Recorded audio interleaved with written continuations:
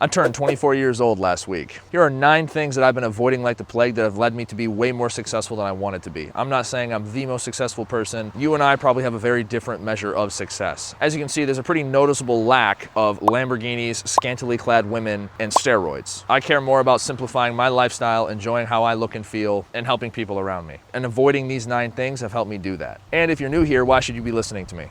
I'm just some guy. I've lost 110 pounds, I've kept it off for over 4 years, and I've coached hundreds of men and women through weight loss journeys, simplifying food, fitness, and fulfillment, fixing their mindsets, losing fat, building muscle. I've had multiple clients lose over 100 pounds as well. I've been in the same relationship for 6 years. I broke long distance with her and she's lived with me for the last 5 years. And we just straight up never fight. It's very strange. I've been running my own business and doing it full time for the last 4 years. Called the Big Fella brand. The people I coach go through the Big Fella system, and I am the owner of the Big Fella brand. It's my job to help simplify food, fitness, and fulfillment for you. I also get really cool DMs like this to know that I'm making an impact. This is why I do it. I'm sweating my ass off standing out here, so let's get into it. Here are 9 things that I would avoid like the plague. Number 1, sports betting. Simply put, sports betting is the stupidest way you could possibly spend your money. I don't know if you've noticed, but over the last 5 years, there has been a ridiculous uptick in the amount of betting commercials, Sports MGM, DraftKings, all the other ones that people are getting hired to promote. Simply put, I've never met anybody who got rich from sports betting.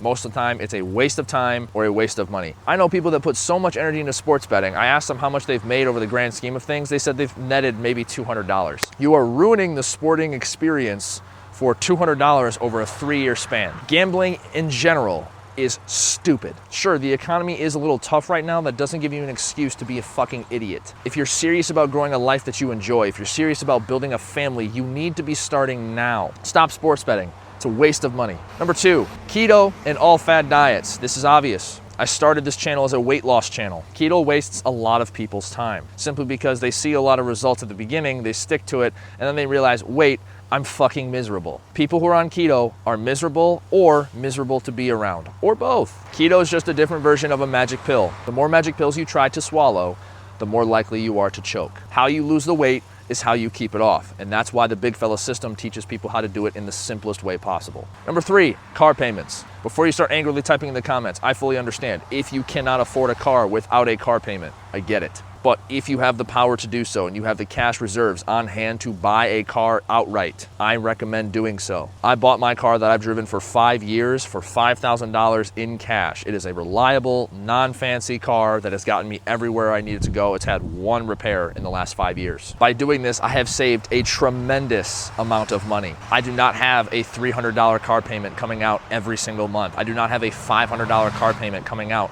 every single month. That is half of a rent payment or even a full rent payment for some of us. Why would you sign yourself up for that willingly? Having more financial flexibility comes from being able to pay things in full and not stack up random payments to stack your bills month to month. Don't finance a liability. Number 4, complaining. Complaining gets you absolutely nowhere and does nothing but tarnish your reputation to the people around you. This is something that you have to actively remind yourself to do. It's very easy to complain. I have to catch myself if I'm bitching or moaning about something. I'm like, wait a minute, I don't complain. That's not the person that I am. But you have to actively remind yourself of that. Just think about the last time you were hanging out with one of your friends and they were complaining about something. How annoying was that to listen to? That's how other people feel around you when you complain. It lowers your vibration, it ruins your perception of the people around you, and it will make a horrible first impression on somebody new if they catch you complaining about something. You become what you think about most of the time. If you choose to spend energy complaining on something, you're going to continue to complain about it in the future. Stop it. Number 5, meals without protein. Come on, you really think I was going to go this whole video without mentioning protein? Come on now. Very simply put, protein keeps you full. If you are trying to build muscle, if you are trying to lose fat, eat more protein. Full stop. If you ever catch yourself eating a meal and then feeling immediately hungry afterwards, it's because there wasn't any protein in that meal. That leads to overeating. That leads to snacking. That leads to a calorie surplus. That leads to gaining fat. Eat more protein, add more protein into every meal. I recommend 30 to 40 grams at least for most guys. You can get away without 20 to 30 if you're a woman. If you're full, it's doing its job. Number 6, low morality people. This one's pretty simple. There are cheaters in the world. There are liars in the world. There are people that go back on their word very often. You have 0 time for that. I have absolutely 0 tolerance for any of that. If somebody does me wrong in that sense, I simply separate myself. I hold no grudges. I hold no hatred. I separate myself from the situation, period. And I only associate with good, kind human beings. Now, yes, you could go off and say, oh, I should forgive them, I should forget them. If you're surrounded by people like this, I apologize. I understand that's a very difficult situation to be put in. You need to be able to set boundaries and have a certain level of self-respect to realize I do not deserve to spend time with people like this. The only person that can say that is you. I can't do it for you. If somebody has cheated, if somebody has lied, they have the capacity to do it again. I'm not saying you shouldn't be forgiving, but be very, very careful and look at their actions more than their words. Number 7, DoorDash. This one's pretty simple. Waste of money. DoorDash, Uber Eats, Instacart, anything that delivers something to your house that you could get in your fucking car and go drive and get yourself, that is a waste of money. We live in an age of convenience. It has never been more convenient to be alive. You are burning your money out of your hands every time you go order DoorDash. Very simply put, if you want it bad enough, go get it. It's the most irresponsible way to spend your money possible. It's usually ordering very high calorie food as well. So if you can just click a button and have super high calorie food delivered to your door on a regular basis, where do you think that's going to lead in the long run? The only asterisk next to this is if you are drunk or intoxicated in some way, shape, or form, don't drink and drive. If you're gonna get some food and order it with your friends, that's a little bit different. But don't keep it on your phone, have somebody else keep it on theirs. Keep DoorDash off your phone. If it's on your phone right now, delete it. People who order DoorDash regularly are not serious about their health and they are not serious about their financial future, unless they are making ridiculous money. Number 8, saying the words, I can't. Yeah, sounds a little wacky, but I've completely removed the words I can't from my vocabulary. I read this in a book called Think and Grow Rich by Napoleon Hill. A little outdated in some of the other pieces of text, but this is a very solid read for changing how you speak to yourself. Again, you become what you think about most of the time. The man who says he can and the man who says he can't are both correct. If you consistently tell yourself that you can't do something, your brain is going to subconsciously look for evidence and proof that says you are right. You need to stack proof in the other direction. You need to be able to stack proof to show that you can accomplish these things. This takes time,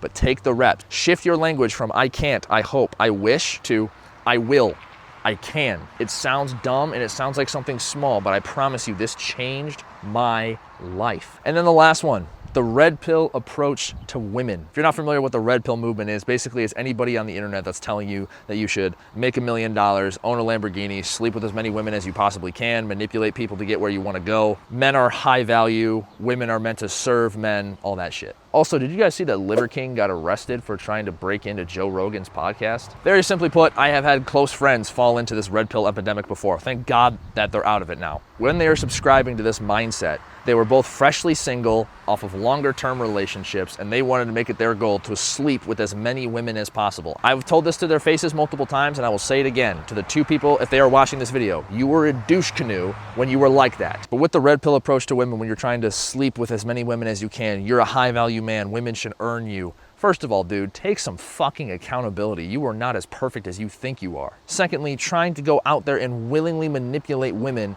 on a regular basis just to sleep with them is actively hurting yourself and it's hurting every person you interact with. Also, it's not a huge surprise that most of the red pill gurus you find on the internet, like some of the guys from that Fit and Fresh podcast, they're single. You're taking women advice from guys who are single.